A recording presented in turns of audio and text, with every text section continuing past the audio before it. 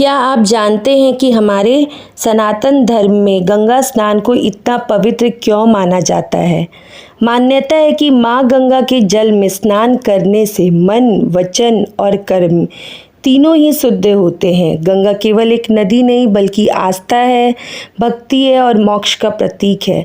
जब श्रद्धालु गंगा में डुबकी लगाते हैं तो वो अपने जीवन के सारे नकारात्मक विचार, दुख और चिंताओं को छोड़कर एक नई ऊर्जा और सकारात्मक विचारों को अपनाने का संकल्प लेते हैं। गंगा स्नान हमें यह संदेश देता है, जैसे जल हर अशुद्ध को बहा ले जाता है, वैसे ही हमें अपने मन से अहंकार, क्रोध और द्वेष को दूर करना चाहिए। आइए माँ गंगा से प्रार्थना करें कि वो हमारे जीवन को सुख, शांति और समृद्धि से भर दे। Hello and welcome back to my channel. तो हम जा रहे थे आज गंगा स्नान करने और ये है हमारा सामान रेडी। बचपन से ही हम गंगा स्नान करने जब जाते हैं हमारा सामान हमेशा झोले में रहता है, तो हमारा झोला है रेडी और आज चलते हैं आप लोगों को भी साथ लेकर। तो चले गंगा स्नान के लिए।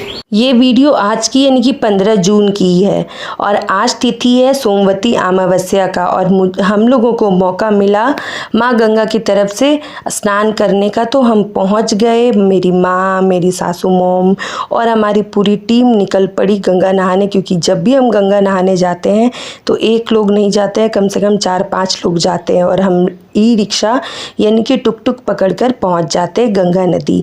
आजकल हम पेरेंट्स बच्चों को लेकर जितनी भी घूमने फिरने की जगह हो, रेस्टोरेंट हो, वाटर पार्क हो, सब जगह ले जाना चाहते हैं और ले जाते हैं अपने साथ। लेकिन जब बारी आती है अपने धर्म से मिलाने की तो हम बच्चों को खुद ही दूर कर रहे हैं। इसीलिए आज के बच्चे जो हैं वो भगवान जी से विश्वास करना छोड़ चुके हैं। लेकिन मैं ऐसा नहीं करती हूँ, मैं कोशिश करती हूँ जितना हो सके उतना अपनी बेटी को हर चीज़ में इन्वॉल्व करूँ, उसको लेकर ही जाती हूँ गंगा स्नान करने। और जब मैं गंगा स्नान करने जाती हूँ तो वहाँ बहुत सारे लोगों की एक्टिविटी देखकर मैं दंग रह जाती हूँ। बहुत सारे लोग अपने कपड़े को गंगा में धो रहे थे, शैम्पू लगा रहे थे, कचरा फेंक रहे थे, इतना ही नहीं चप्पल को भी धो रहे थे।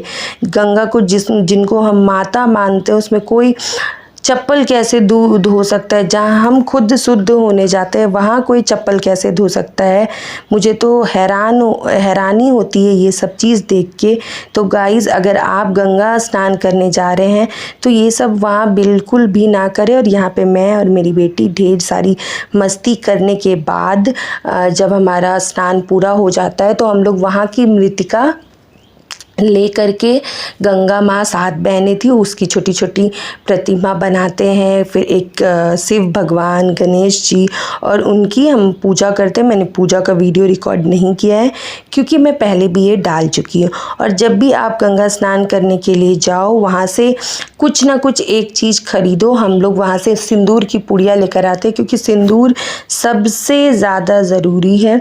तो मैंने तो बस यही ख़रीदा था। और जब हम गंगा स्नान करके वापस आएँ तो अपने साथ कम से कम नहीं भी कुछ तो एक बॉटल जल लेकर ज़रूर आएँ। और हमारे घर में तो हमारा रोज़ का पूजा गंगा जल से ही होता है। तो हम लोग इतना जल लेकर आए थे और हम लोग बराबर ही जाते ही रहते हैं क्योंकि हमारे घर में जो डेली बेसिस का पूजा भी होता है ना वो पूरा जल से होता है। और नहाने के बाद धूप बहुत तेज़ हो चुकी थी।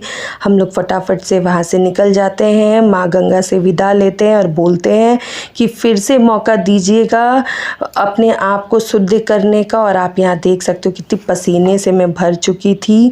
तो फिर मिलते हैं अगले वीडियोस में। और अगर मेरा वीडियो आपको पसंद आता है तो लाइक, शेयर, सब्सक्राइब ज़रूर करें और एक छोटा प्यारा सा कमेंट करें क्योंकि आपका एक कमेंट हमें मोटिवेट करता है। और आप कौन से शहर से बिलोंग करते हैं वो कमेंट करें। क्या आपके शहर में कोई प्यारी सी नदी। और यहाँ पे मैं घर आते ही करती हूँ खाने की तैयारी क्योंकि देखो गंगा स्नान करके आए थे, बहुत ज़्यादा थक गए थे। तो हमने कोई भी तामझाम वाला मेन्यू नहीं बनाया था, बस सिंपल चावल और सब्ज़ी। Tata, bye bye.